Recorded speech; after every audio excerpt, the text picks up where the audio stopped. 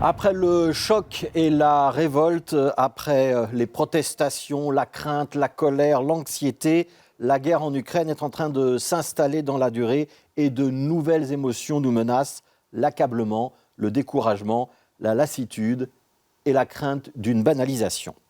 Ne pas se lasser, ne pas détourner le regard, ne pas passer à autre chose, c'est désormais l'enjeu de la couverture de cette guerre. Un enjeu pour nous, les journalistes, un enjeu aussi pour vous, les citoyens. La tentation est réelle de vouloir passer à autre chose, la peur de se répéter, le désir légitime de vouloir s'aérer l'esprit. Tout cela est en train de gagner du terrain. Et petit à petit, vos journaux pourraient donc quitter la logique de l'édition spéciale, traiter d'autres sujets et au final laisser l'Ukraine redevenir peu à peu une information presque comme les autres. Alors cet enjeu, il est loin d'être négligeable parce que la guerre est effectivement en train de s'enliser. On avait pensé à une blitzkrieg, une guerre éclair, mais la résistance ukrainienne est réelle. Nous sommes en train d'entrer dans une guerre de position, de mouvement, où on tente d'encercler l'adversaire, de couper ses bases arrières. Le risque est grand que nous ne basculions dans les jours, dans les semaines à venir, à une guerre d'occupation avec des combats de rue, des combats urbains, des bombardements, des exactions. Et comme en Syrie, il y a quelques années, on en parlera beaucoup un jour et un petit peu moins le lendemain.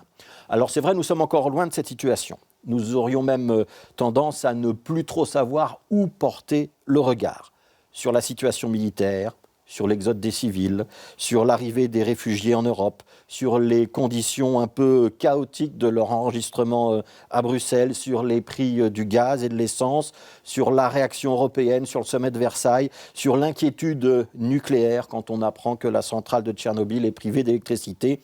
Les sujets aujourd'hui ne manquent pas.